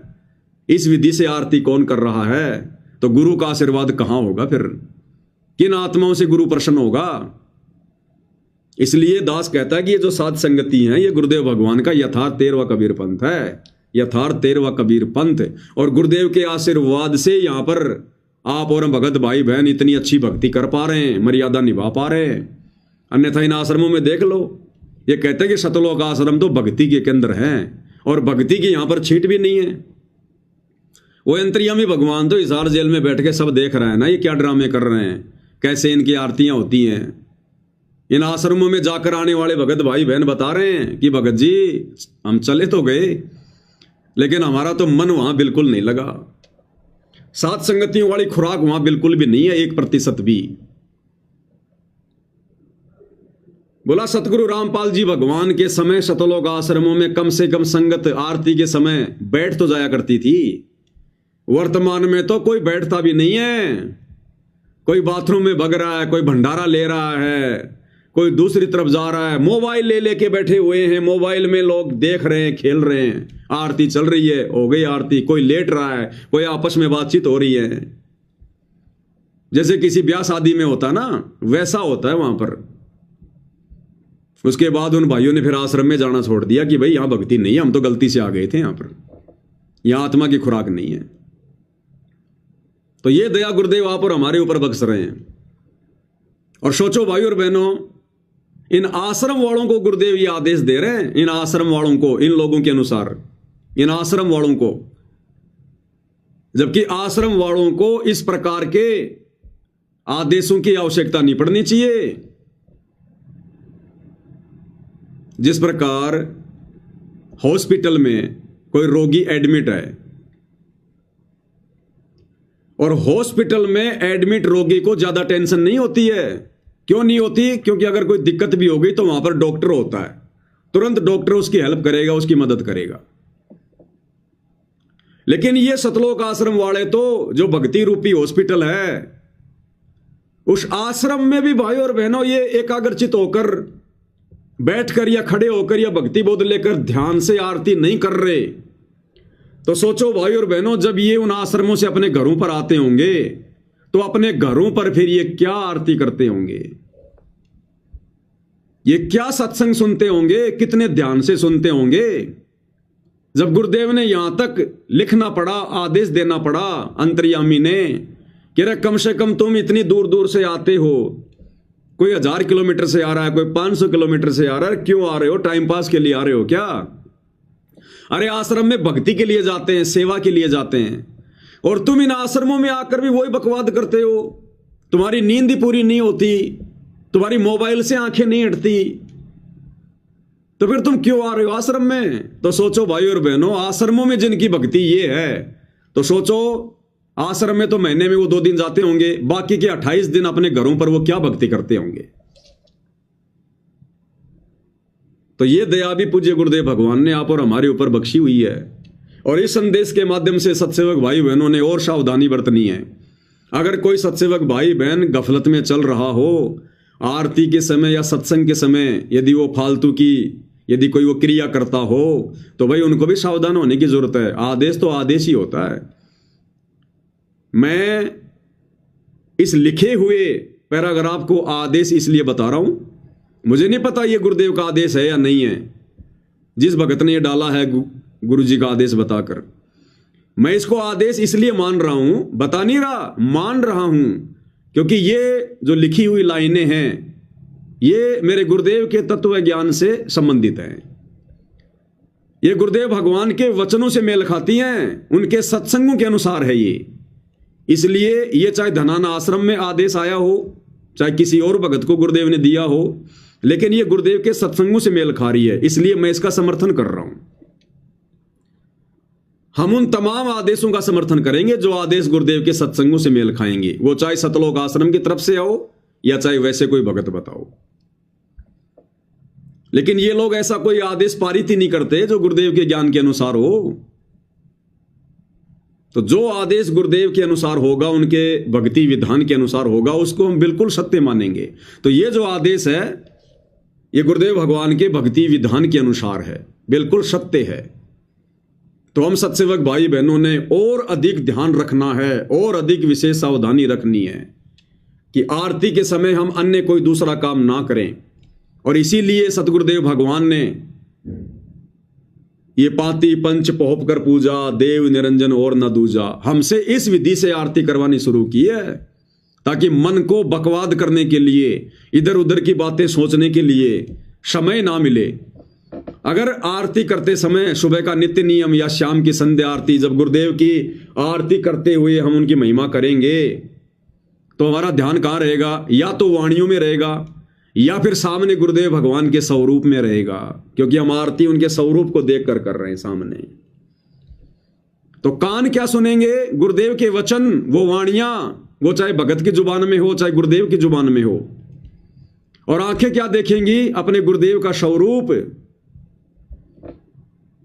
तो गुरुदेव भगवान ने किस कदर हम आत्माओं को काल के षड्यंत्र से दूर करके भक्ति के नजदीक बैठा रखा है। तो ये दया भी परमात्मा की विशेष तौर पर आप और हम भगत भाई बहनों के ऊपर हुई है। और हमने पूज्य गुरुदेव भगवान की इस रजा को भाई और बहनों इसी प्रकार से आजीवन बना के रखना है, आजीवन। तभी हमारा यहां से पीछा छूटेगा, हमारी बात बनेगी। ये सात संगतियां भगवान ने इसलिए शुरू करवाई है ताकि हम जागरूक रहें, जागृत रहें मन को, क्योंकि मन रूप में ये काल ही बैठा है साक्षात। तो गुरुदेव कहते हैं कि इस मन को यानी इस काल को जरा भी मौका ना मिले अब, क्योंकि अब ये बड़ी बड़ी गलतियां करवाने की कोशिश करेगा। इसको भी पता है कि मेरे हाथ से मेरा भोजन निकलता जा रहा है और विनाशकालीन समय बहुत नजदीक है। हम 2025 के एंड में जी रहे हैं। भविष्य वक्ता कहते हैं कि 2025 जाते जाते दुनिया को खून के आंसू रुला के जाएगा, और 26 और 27 का तो कहना है क्या, वो तो दुनिया को बंदर दिखेगा ही दिखेगा। तो भाई और बहनों, उस आगामी समय को भी ध्यान में रखकर और आगामी समय की ज्यादा चिंता ना करके हमने अपने गुरुदेव के वचन की चिंता करनी है, अपने मोक्ष की चिंता करनी है। जो होना है वो तो होके रहेगा, लेकिन हमने यदि अपने गुरु के वचन को तोड़ दिया और यदि हम पार नहीं हुए तो फिर हमारे साथ में फिर असंख्य जन्मों में असंख्य बार होगा फिर ऐसे विनाशकारी समय, ऐसी प्रलय, ऐसे दुख तकलीफें हमने अनंत बार फिर भोगनी पड़ेंगी। और यदि वर्तमान में गुरुदेव के वचन पर रहे, मर्यादा में रहे, सात संगति से जुड़े रहे, गुरु को परमेश्वर मानकर भक्ति पर लगे रहे, तो ये वर्तमान समय की जो समस्या है, जो पूरे विश्व को दिखाई दे रही है कि आने वाले समय में क्या होने वाला है, 2028 युग परिवर्तन, आने वाले 2.5-3 वर्षों में क्या होगा, परमेश्वर हमारे ऊपर इस आपदा को भी नहीं आने देंगे। इन आपत्तियों से भी गुरुदेव हमारी रक्षा करेंगे, सुरक्षा करेंगे, हमारे परिवार की रक्षा करेंगे, हमारी संपत्ति की रक्षा करेंगे। कह रखा गुरुदेव ने कि मर्यादित भगत की तो संपत्ति की भी परमात्मा रक्षा करेगा। तो आने वाले समय में ये देश और दुनिया जिस बुरे दौर से गुजरने वाली है, उस दौर में गुरुदेव हमें अपनी पलकों पर रखेंगे, पलकों पर। गुरुदेव एक सत्संग में बताते हैं कि काल ने परमात्मा का मजाक उड़ाते कहा कि ठीक है, आज तो तूने इनको नाम दे दिया, ज्ञान दे दिया, और जो मर्यादा में रहेगा आप उनके साथ हो, लेकिन फिर क्या होगा जब वो प्रलय का समय आएगा, जब वो विनाशकालीन समय आएगा।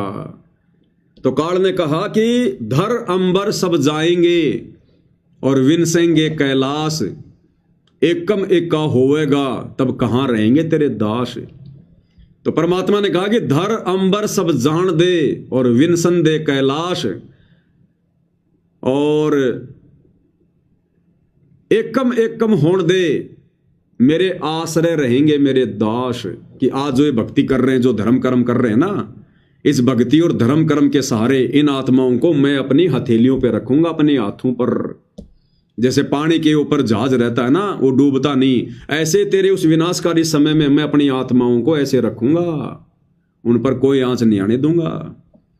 तो ये परमेश्वर के वचन हैं, शाश्वत सत्य हैं, लेकिन ये शाश्वत सत्य वचन उन्हीं आत्माओं पर लागू होंगे जो आत्माएं वर्तमान में गुरुदेव की हर प्रकार से मर्यादाओं में रहकर भक्ति करेंगी, उनके विधान में रहकर जो भक्ति करेंगे, उन्हीं के ऊपर लागू होगा। भाई डॉक्टर का इलाज, डॉक्टर का ऑपरेशन उसी आत्मा पर सफल होगा जो आत्मा, जो व्यक्ति डॉक्टर के द्वारा बताई गई सावधानियों में रहकर, उन परहेज को निभाकर जो अपना ट्रीटमेंट करवाएगा, गोली दवाई खाएगा। तो इसी प्रकार भक्ति मार्ग में गुरुदेव भगवान ने हमें जो विधान बता दिया, जो नियम और मर्यादाएं बता दी हैं, गुरु वचन बता दिया है, हम उसमें रहकर भक्ति करेंगे तो परमेश्वर की जो रजा है, जो आशीर्वाद है, वो हमारे ऊपर बना रहेगा। इसलिए हमने मर्यादित भक्ति और हर प्रकार से गुरुदेव को प्रसन्न करने वाले तरीके और नेक नीति, ईमानदारी से अपना जीवन यापन, और एकमात्र टारगेट हमारा सतलोक। तो इस विधि से भाई और बहनों परमेश्वर हमारे ऊपर दया बख्शेंगे। तो आज की सतगुरु महिमा में केवल इतना ही। परमेश्वर हम सभी को आशीर्वाद दें, अपना आशीर्वाद हमारे ऊपर बनाकर रखें। तब तक के लिए सात संगति को विराम देते हैं। बंदी छोड़ सतगुरु रामपाल जी परमेश्वर जी की जय हो।